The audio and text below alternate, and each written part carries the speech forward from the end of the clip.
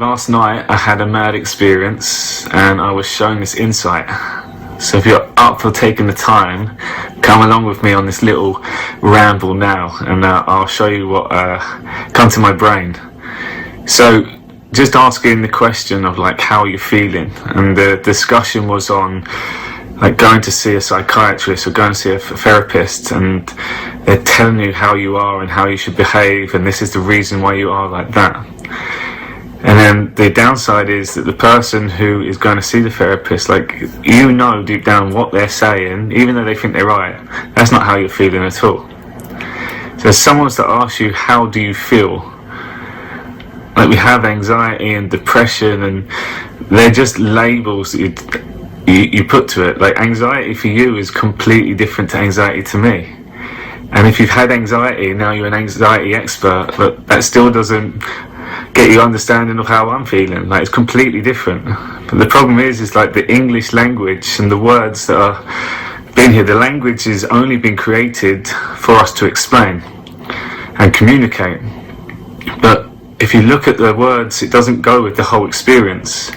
So if I'm suffering from something, no matter what words I use, it doesn't describe actually how I'm feeling. And I can start seeing now why people get frustrated, and this is why therapy don't work. Because if someone's telling you this is how you are, or this is why you are like this, you know that's not right, and you're fighting against it. And the stress actually comes from no one's understanding you. So I want you just to think about, imagine you were a kid. So this is before language, right? You don't know anything. So imagine you were laying on your cot, and this comes from a story from Terence McKenna, and you're laying there, and all of a sudden this hummingbird comes in and starts over you, flying over you.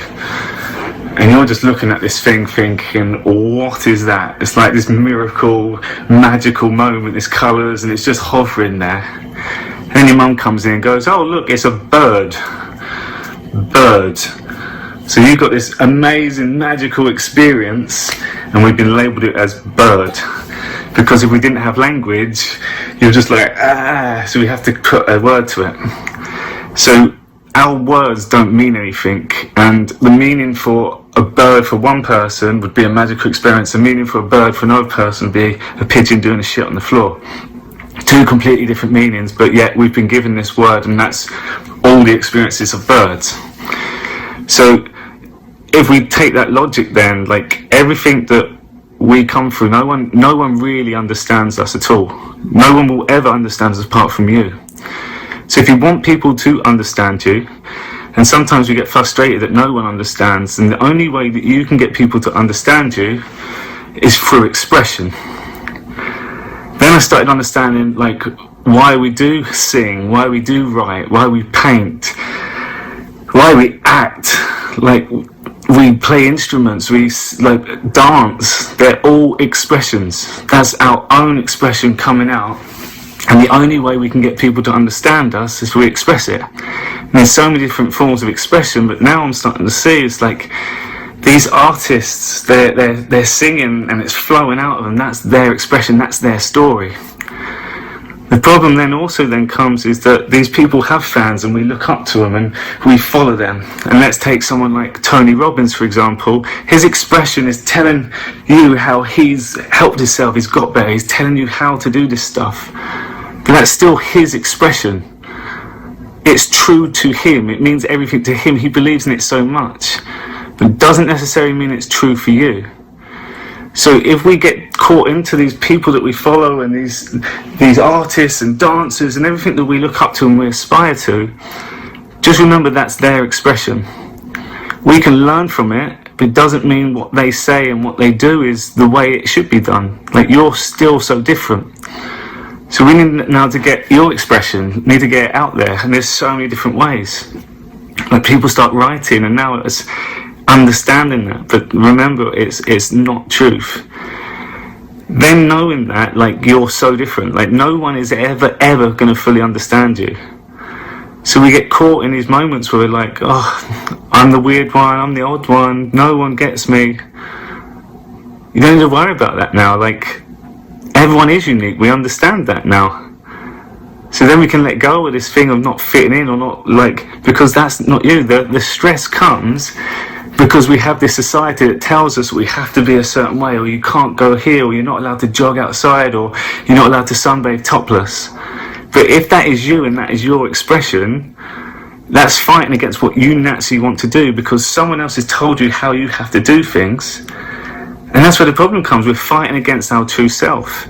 So again, we go back to the people following all the different stuff, which is great, but you're following their expression and their story. You're not following your own one. You can learn from them, and I encourage, because you get inspiration. It makes you feel better, and it's like, wow, I want to be like that.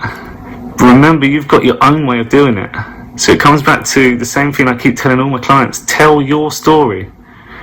Like, people are not always going to like your story, that's fine, but that's your story, it's expression. Don't tell the story to fit someone else's narrative, or don't go and do something to impress other people. Just tell your story and be okay that you're expressing that, and that is your true self.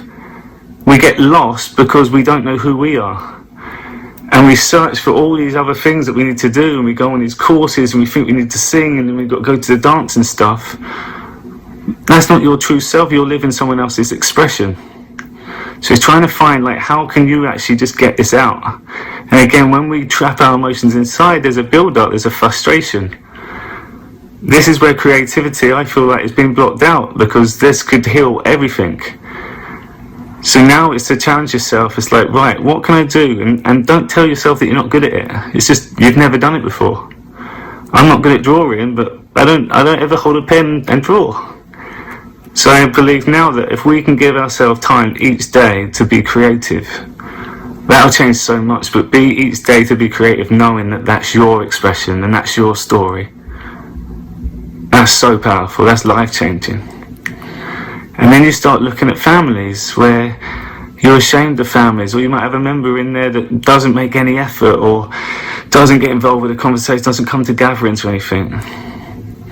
But understand, that's them. That's their own life. Like, that's what makes them different. And the fact that they are so different makes them your family. And you can be proud, like, yeah, my brother is a brat sometimes. He's really rude. He shouts all the time. He gets drunk all the time. But that's what makes them my family. It's special. And then think, there's 7 billion people on this planet, and not one family is going to be like your one. We don't have to be like every standard family, because that's the families we see on TV is just the expression of the person who's created that TV. That's not the way that we need to be.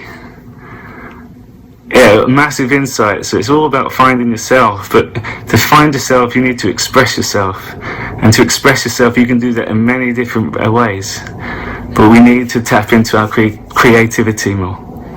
I hope that makes